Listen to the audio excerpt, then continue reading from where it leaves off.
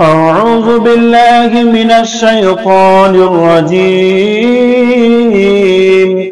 بسم الله الرحمن الرحيم.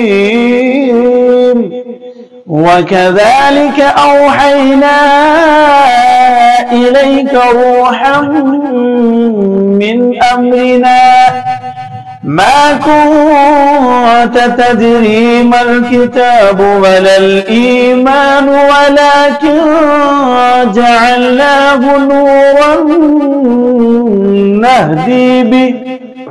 نورا نهدي به من نشاء من عبادنا وإنك لتهدي إلى صراط مستقيم